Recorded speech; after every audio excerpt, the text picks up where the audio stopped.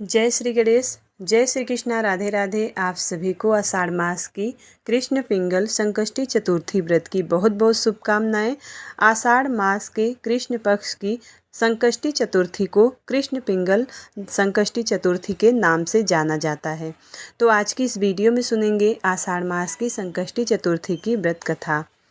माता पार्वती जी ने गणेश जी से कहा कि हे वत्स, आषाढ़ माह के कृष्ण पक्ष की चतुर्थी को अत्यंत शुभदायक एवं मंगलकारी बताया गया है।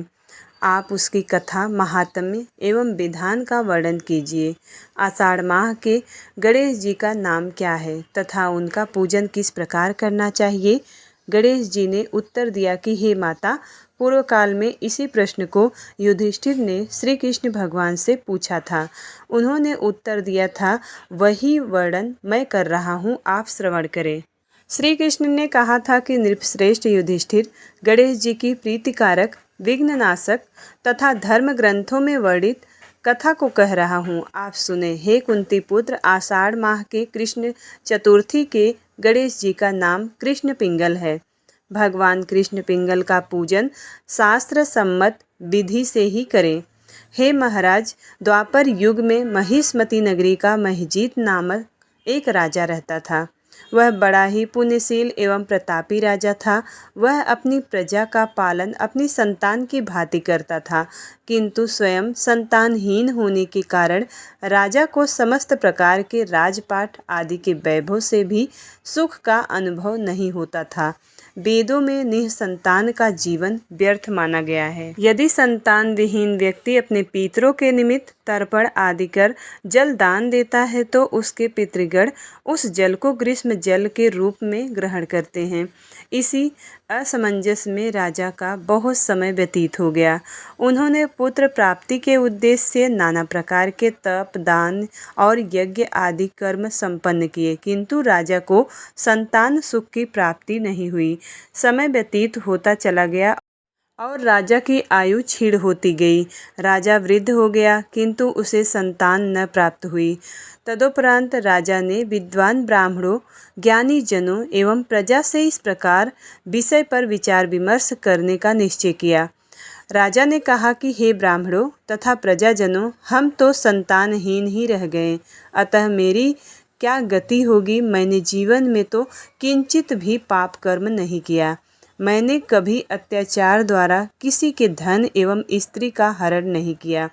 मैंने तो सदैव अपने प्रजा का पुत्रवत पालन किया तथा धर्माचरण द्वारा ही शासन किया। मैंने चोर, डाकुओं तथा दुष्टों को दंडित किया है। सदैव इष्ट मित्रों के भोजन की व्यवस्था की। गौ ब्राह्मणों का हित चिंतन करते हुए शिष्ट पुरुषों एवं सदाचारियों का आदर सत्कार किया है। अतः मुझे पुत्र प्राप्त न होने का क्या कारण है। विद्वान ब्राह्मणों ने कहा कि हे महाराज, हम लोग वह सभी प्रयत्न करेंगे जिससे कि आपके वंश की वृद्धि हो। इस प्रकार कहकर सभी राजा को संतान प्राप्ति हेतु किसी युक्ति पर विचार करने लगे। सारी प्रजा राजा के मनोरथ की सिद्धि हेतु ब्राह्मणों के साथ वन में चली गई। वन में उन लोगों को एक श्रेष्ठ मुनि के दर्शन हुए। वे मुनि श्रेष्ठ निराहार रहकर कठोर तपस्या में लीन विराजमान थे। ब्रह्मा जी के समान वे आत्मजीत, क्रोधजीत तथा सनातन पुरुष थे। वे महात्मा, संपूर्ण वेद विशारद, दीर्घायु, अनंत एवं अनेक ब्रह्माओं के ज्ञान से संपन्न थे। उनका पवित्र नाम लोमस ऋषि था। प्रत्येक कल्पांत में उनके एक एक रोम पतित होते थे, इसलिए वह लोमस ऋषि के नाम से विख्यात हुए। राजा सहित समस्त प्रजा एवं ज्ञानी जन त्रिकालदर्शी महर्षि लोमस के दर्शन करने लगे। सभी तेजस्वी मुनि के समीप पहुँचे तथा उचित आदर सम्मान के साथ सभी लोग उनके समक्ष खड़े हो गए। मुनि के दर्शन पाकर वहां उपस्थित सभी लोग प्रसन्न होकर परस्पर कहने लगे कि हम लोगों को सौभाग्य से ही ऐसे मुनि के दर्शन हुए हैं। इनके उपदेश से हम सभी का मंगल होगा। ऐसा निश्चय कर उन लोगों ने मुनिराज से कहा कि हे ब्रह्म ऋषि, हम लोगों के दुख का कारण सुनिए। अपने कष्ट के निवारण हेतु हम लोग आपके समक्ष आए हैं। हे भगवान, कृपया आप ही कोई ऐसा उपाय सुझाएं। महर्षि लोमस ने पूछा कि सज्जनों, आप लोग यहाँ किस कामना से उपस्थित हुए हैं? मुझसे आपका क्या प्रयोजन है? कृपया स्पष्ट रूप से कहें। मैं आपकी सभी शंकाओं का निवारण करूँगा। प्रजाजनों ने उत्तर दिया कि हे मुनिवर, हम महिष्मती नगरी के निवासी हैं। हमारे राजा का नाम महजीत है और वह राजा ब्राह्मणों का रक्षक, धर्मात्मा, दानवीर, सूरवीर एवं मधुरभाषी है तथा उस राजा ने हम लोगों का पालन पोषण किया है, परंतु ऐसे उत्तम राजा को आज तक संतान प्राप्ति नहीं हुई है। हे भगवान, माता पिता तो केवल जन्मदाता ही होते हैं, किंतु राजा ही वास्तव में पोषक एवं संवर्धक होता है। उसी राजा के निमित्त हम लोग इस सघन वन में उपस्थित हुए हैं। हे महर्षि, आप कोई ऐसी युक्ति बताइए जिससे राजा को संतान की प्राप्ति हो, क्योंकि ऐसे गुणवान राजा को कोई पुत्र ना हो यह बड़े दुर्भाग्य का विषय है। हम लोग परस्पर विचार विमर्श करके इस घनघोर वन में आए हैं। उनके सौभाग्य से ही हम लोगों ने आपका दर्शन किया है। हे मुनिवर, किस व्रत, दान, पूजन आदि अनुष्ठान कराने से राजा को पुत्र होगा? आप कृपा करके वर्णन करें। प्रजा की बात सुनकर महर्षि लोमस ने कहा कि हे भक्तजनों, आप लोग ध्यानपूर्वक सुनो। मैं संकट नाशन व्रत का वर्णन कर रहा हूँ। यह व्रत निसंतान को संतान और निर्धनों को धन प्रदान करता है। आषाढ़ माह के कृष्ण पक्ष की चतुर्थी को कृष्ण पिंगल नाम गणेश की पूजा करें। पूर्वोक्त विधि से राजा व्रत करके श्रद्धापूर्वक ब्राह्मण भोजन करावें और उन्हें वस्त्र दान करें। गणेश जी की कृपा से उन्हें अवश्य ही पुत्र रत्न की प्राप्ति होगी। महर्षि लोमस की यह बात सुनकर सभी लोग करबद्ध होकर उठ खड़े हुए। नतमस्तक होकर दंडवत प्रणाम करके समस्त प्रजाजन नगर में लौट आए। प्रजाजनों ने वन में घटित सभी घटनाओं का वर्णन राजा के समक्ष किया। प्रजाजनों की बात सुनकर राजा बहुत ही प्रसन्न हुए तथा उन्होंने श्रद्धापूर्वक विधिवत गणेश चतुर्थी का व्रत करके ब्राह्मणों को भोजन, वस्त्र आदि दान दिया और रानी सुदक्षिणा को गणेश जी की कृपा से सुंदर एवं सुलक्षण पुत्र प्राप्त हुआ।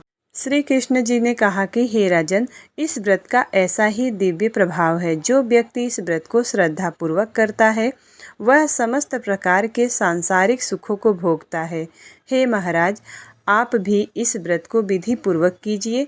श्री गणेश जी की कृपा से आपकी सभी मनोकामनाएं पूर्ण होगी। आपके संपूर्ण शत्रुओं का विनाश होगा तथा आपको अचल राज्य की प्राप्ति होगी।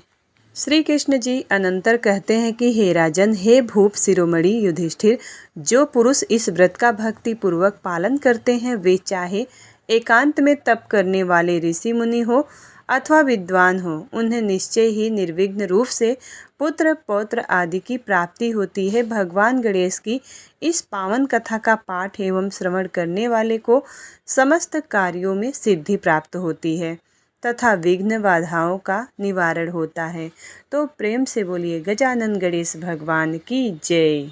जय गणेश जय गणेश जय गणेश देवा, माता जाकी पार्वती पिता महादेवा। जय गणेश जय गणेश जय गणेश देवा, माता जाकी पार्वती पिता महादेवा। एक दंत दयावंत चार भुजाधारी, माथे पे सिंदूर सोहे मूस की सवारी। जय गणेश जय गणेश जय गणेश देवा, माता जाकी पार्वती पिता महादेवा। अंधन को आँख देत कोढ़िन को काया, बाझन को पुत्र देत निर्धन को माया। हार चढ़े फूल चढ़े और चढ़े मेवा, लड्डुअन का भोग लगे संत करे सेवा। जय गणेश जय गणेश जय गणेश देवा, माता जाकी पार्वती पिता महादेवा। दीनन की लाज रखो शंभु सुतकारी, कामना को पूर्ण करो जग बलिहारी। जय गणेश जय गणेश जय गणेश देवा, माता जाकी पार्वती पिता महादेव। प्रेम से बोलिए गजानन गणेश भगवान की जय। गजानन गणेश भगवान की जय।